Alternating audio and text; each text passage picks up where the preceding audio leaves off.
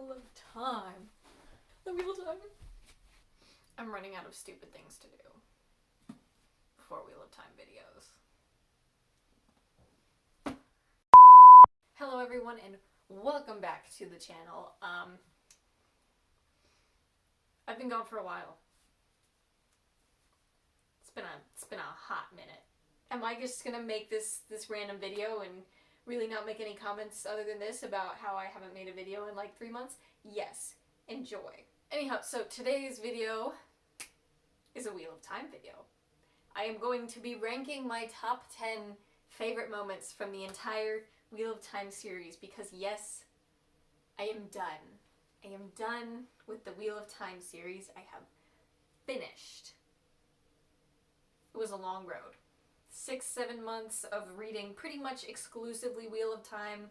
I think the only other books that I read in between Wheel of Time books were Piranesi and Cytonic, because I got that one from the library and then it had to go back. So I had to read it before it had to be returned. But other than that, I think I've been reading pretty much exclusively Wheel of Time for the past few months. I'll just go ahead and address this now because I don't know where else I'm going to address it. I know a lot of you guys really liked my predictions videos, and I said I was going to do more of those, and I planned on doing more of those. And the reason why I didn't, to put it quite simply, is spoilers. Things got spoiled for me, and then once things started getting spoiled for me, I'm like, how can I accurately predict things when really things have already been spoiled? I don't want to say I predicted something when I already knew it was going to happen because it was spoiled for me. That stuff started happening right around when I made that third video. So I will do a video where I go back and look at those videos and like, I don't know, maybe I'll like make a point system or something and see how well I managed to predict the Wheel of Time series. But, sorry there were no more predictions videos. I just couldn't make predictions videos when I had so much of the series spoiled for me. So here we are with my top 10 favorite Wheel of Time moments. I am going to do 1 through 9 and then honorable mentions and then number 10. And there are a lot of honorable mentions because there are a lot of moments that I wanted to include in this video, but I'm going to try to like skim over the honorable mentions. And also there will be some moments in this video included from the last video I made. If you haven't checked that out, I will link that in the description box below, my top 10 moments of the Wheel of Time when I had only read up through book 7. So go check that one out if you haven't already, and then come back and watch this one, or just watch this one, it doesn't matter. Jumping straight into it. Coming in at number 10 on the list, we have Matt defeating Gawain and Galad in a duel. We have Country Bumpkin defeats 2 princelings in a duel with a stick. Yes. I tried to include like at least one moment from every single character on this list. I think this might be the only Matt moment. I'm sorry to all the Matt fans out there. I'm not a huge Matt fan. I'm sorry. But I did go ahead and throw this one on because this just feels like the first time that Matt's character to me was interesting. I was like, this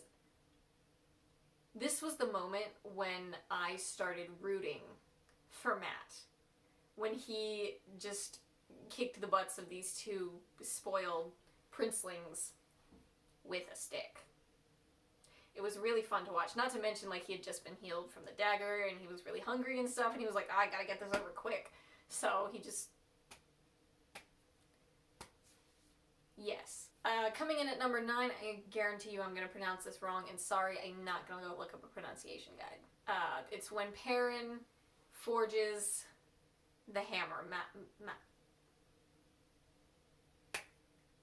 I'll put it right there. I'm just not even gonna... Anyways, this moment to me feels so... It is such a great moment for Perrin's character. For almost his entire arc, he's been struggling between the hammer and the axe. The hammer or the axe. Back and forth, back and forth. Does he want to choose peace or does he want to choose violence? It's like this great internal struggle for his character. And finally, you have this moment where he chooses the hammer. But at the same time, this is also him recognizing, like, he's not choosing peace or violence. He's choosing what needs to be done. On top of this, like, him choosing the hammer, you also have the fact that this is a power forged weapon that an Ashman, I think an Aes Sedai too, helped Perrin to forge this weapon. And it's just this really amazing moment, not only for Perrin's character, but also for the world, showing that they're coming back to this sort of, they're coming closer to another Age of Legends. And I like that. They're rediscovering new uses of the power, and it's a wonderful moment for Perrin's character and just for the world of the Wheel of Time. Alright, coming in at number 8 is a moment that I would guess would be on almost any Wheel of Time reader's top 10 Wheel of Time moments. We have Lan defeating Demon Dread in a duel. Exquisite. This moment was one of the greatest parts of book 14 for me.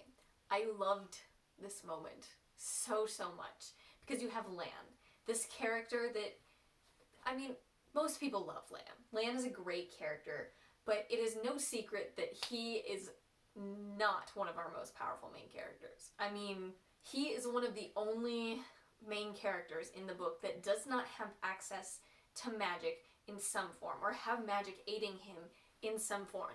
Rand, Egwene, and Nynaeve all have their access to the One Power. Perrin can go into the dream world. Mat has the memories that were given to him magically by the Aelfin or the Elfin. Moraine, she has her powers. Lan is a warder, so he has enhanced, like, strength and speed and stuff like that. But he's also, aside from that, he's just a normal guy. And for him to waltz up in the middle of the Dark Friend camp and decapitate one of the Forsaken,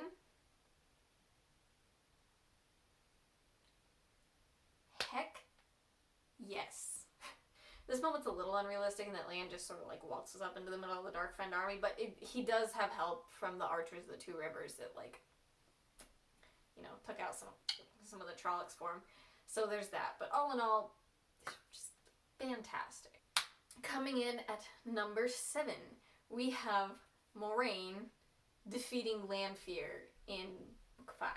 For those of you who don't know, Moraine is my favorite character in the whole series by far, and I'm very upset with sort of how her arc ended. I feel like I honestly feel like it would have been a little better if she died in book 5. Like, she just sort of came back to motivate Rand to do crap and to have a romantic relationship with Tom.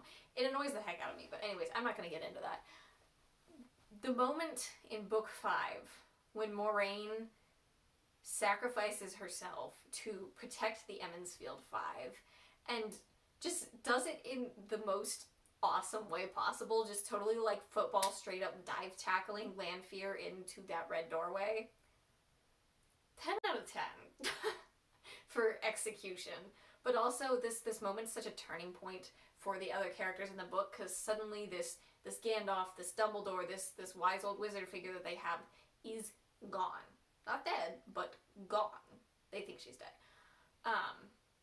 But she's not there anymore to guide them along this journey, and Rand starts to realize, he starts to have regrets. He wishes he would have, like, protected her or trusted her more or all this stuff. And it's sort of the beginning of this arc for all these characters sort of branching out more on their own, and for Rand it starts his whole arc of massive regret. I feel like this is one of the main starting points of that, his feeling massively guilty over every single person whose death possibly could have been linked to something that he's done. Alright, coming in at number 6, we have Egwene standing up to Elaida in book 12.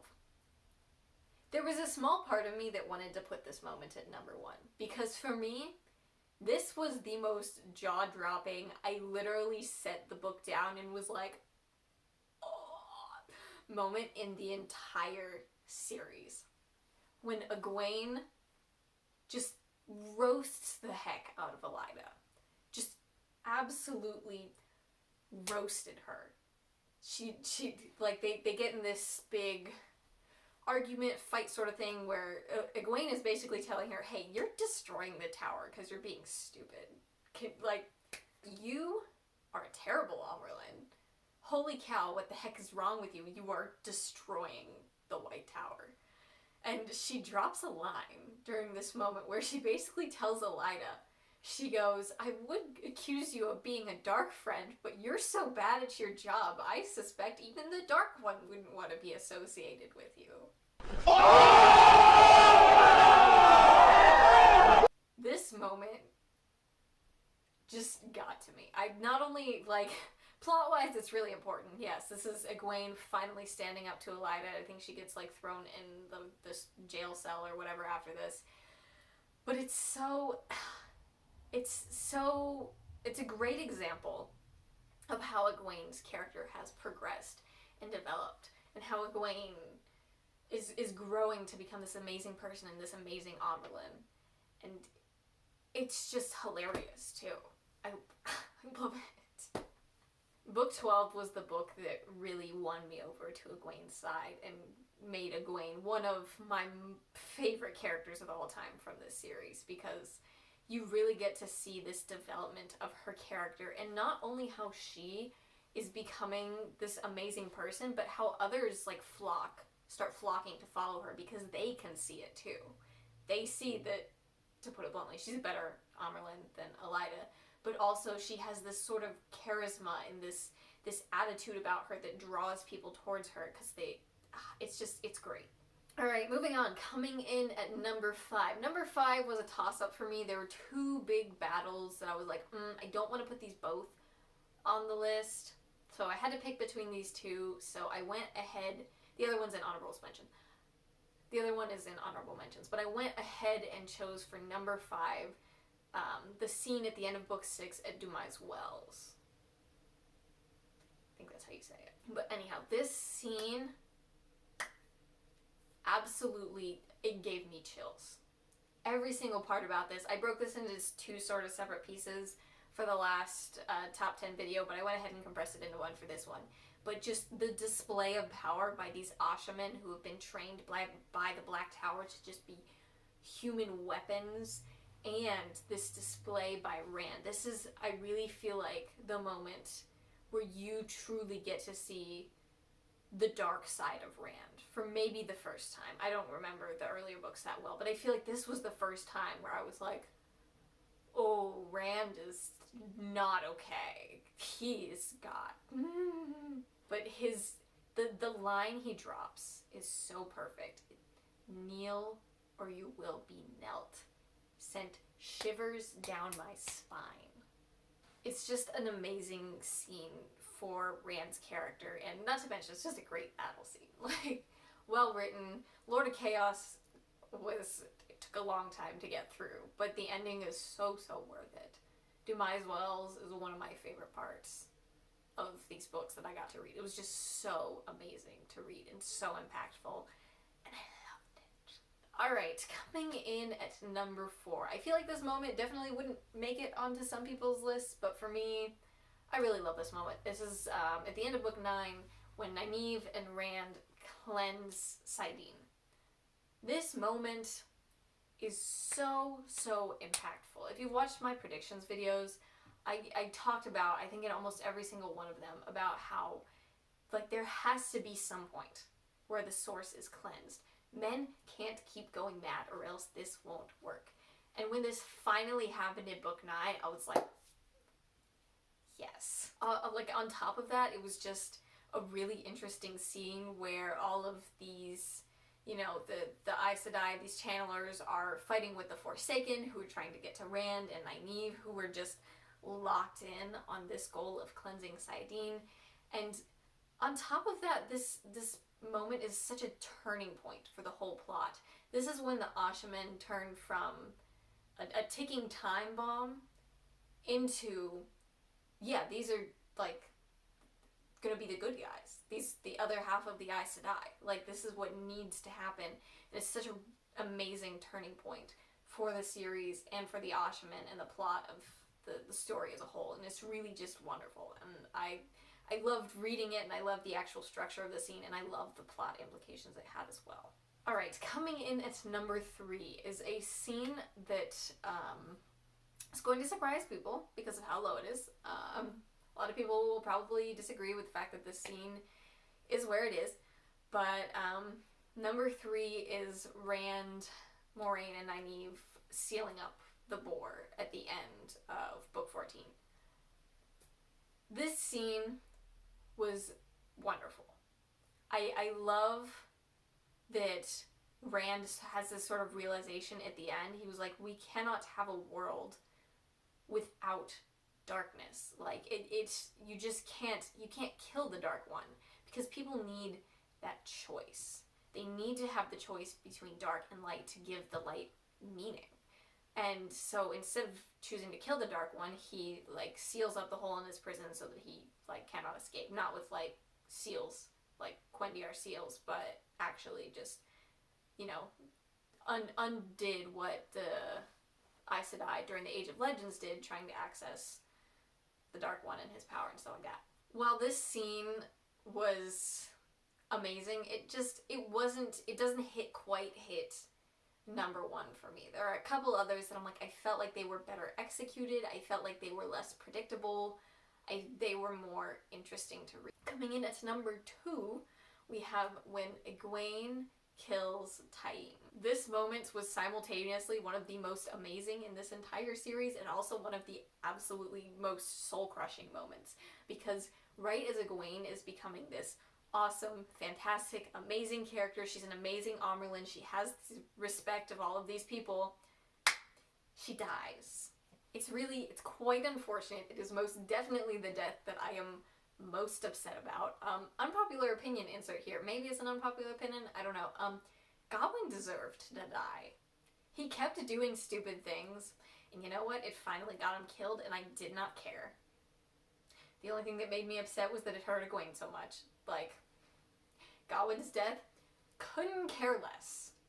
He was stupid, and he got what he deserved. Maybe that's a little harsh, but there's that. Anyhow, back to Egwene. This moment when she's fighting Taim, and her and Nynaeve, I feel like, have always had a little bit of this sort of instinctual uses of the power. All of the main characters, like, have this because, you know, that's how you make interesting plot, right? But they can instinctually, like, create weaves and do things with the power that people haven't seen before, like Nynaeve healing stilling and stuff like that. But she creates this weave. She sees that Taim is using Balefire, and it's weakening the pattern, and it's straining the pattern so much. And so he goes to shoot Balefire at her, and she creates a new weave that we haven't seen before, an anti-Balefire, and she hits Taim's Balefire with this weave, and it starts to heal these cracks that were made in the pattern, and eventually, like, she just keeps drawing more and more of the one power, which I'm not sure how that works, because there's supposed to be, like, a limit on the Sangreal that, like, keeps you from overdrawing. I don't know. Anyways, she draws a ton of the one power, and eventually she uses it it fixes the pattern, and it kills Taim as well. And unfortunately, because she drew too much, it killed her too, which is unfortunate, but also just this moment was so amazing and so well written. This was a moment that I felt like was pretty obvious that Sanderson was writing it. Because it felt like one of his Sanderlanche moments that you see in some of his other books.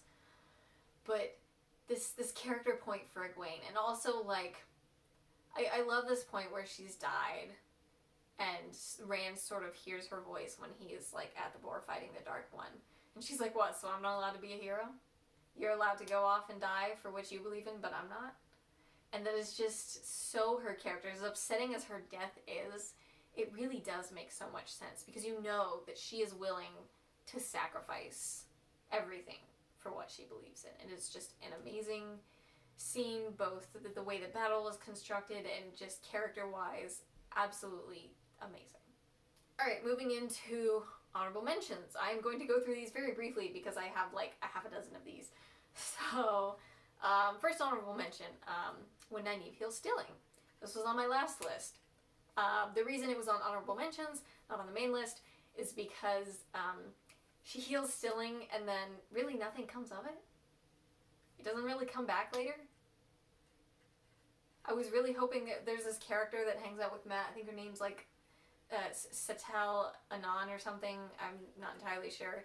But it was like she was burnt out. I was like, are they gonna heal her? But no, and nothing really ever came of it, so that's why this is an honorable mention. Next we have Matt, Tom, and Noel rescuing Moraine from the snakes and foxes. I don't know, I can't pronounce the names very well. This was a good scene. I really enjoyed it. I enjoyed that it brought Moraine back. I thought it was weird that she and Tom were then like in love with each other, but I don't know. This is also the point where you have it truly confirmed that Noel is Jane Farstrider. I had suspected very early on that that's who he was, but it was nice to have that confirmed. It was a really nice moment, and I like how Matt is using his luck factor to cheat and beat the game, because that's why they keep talking about snakes and foxes. Like, you never win if you play fair. So Matt didn't play fair, and it's another great Matt moment that's just so characteristically Matt. It was wonderful. Next up, we have a carryover from last video. I just have to put this in here again. Literally anytime Moraine uses Balefire. Because, first off, she is the only, like, normal Aes Sedai. She's not even the most powerful to take out. I think it's 2 Forsaken? Maybe 3? I don't know. And Darkhounds and all sorts of stuff. And she's always telling Rand not to use Balefire, and then she goes and uses Balefire because sometimes you just have to. Like, how else are you gonna kill Darkhound? But yeah, just anytime she uses Balefire, it's so funny because Moraine is such a do as I say, not as I do person. And it's a little funny. Next, we have Nynaeve breaking her block on channeling. Nynaeve is such a pivotal character in this series, and one of my personal favorites has been from the beginning. But this moment where she like finally chooses to surrender and her block is broken, I love it so much. And it was such a big turning point for her character. And then she meets Lan and marries him and all that stuff. Not meets him, but sees him again. And it was a good time. Next up, one scene that's probably gonna surprise some people, but when Androl and Pevara, I think that's how you say her name, bond each other, these two were characters that I ended up loving by the end of the series. Like, they felt like such, like, bit parts. Like, you know, you have bit parts in a movie. They felt like a bit part in the book. But I really came to root for and love these two characters, and I really, really wish we'd gotten to see this sort of Aes Sedai bonding an Ashman and Ashman bonding an Aes Sedai, both of them bonding each other. I really wish we'd gotten to see that explored more. Because, like, there's this moment where Pevara uses Androl's talent with gateways, and nothing ever comes of it. I'm like, I want to see more of this. And it was just a really interesting moment, and also just, you know, surrounding two characters that I ended up really, really liking. Next up, we have 2 battles. I'm just going to lump these together. The battle at the Stone of Tyr and the battle at Tomon's Head. Both of these were Rand fights Forsaken with help from friends. Huzzah! Both of them were extremely well done, extremely fun to read. I loved them both very, very dearly.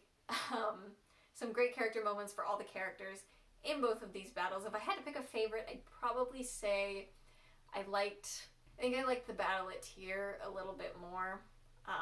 But both of these were, like, fantastic battle scenes. Alright, that is it for the honorable mentions. I hope that I got through all those quickly.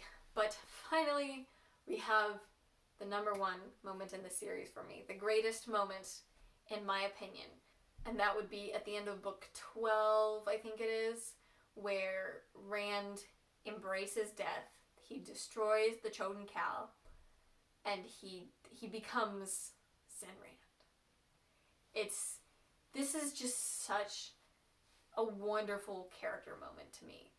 I can't even really explain why I love this moment so much. But this was the point when Rand's character won me back over again, and he starts to become this force of nature, this very, very clear opposite to the Dark One. Like, plants and stuff start blooming wherever he goes, and it's just, he finally accepts. For so long, he was like, I need to be hard, I need to be hard, I need to be so solid that the Dark One can't break me. But in this moment, he realizes, he's thinking about it all, and he's like, why am I even here? And he realizes it's a little corny, but you know what? He's like, love.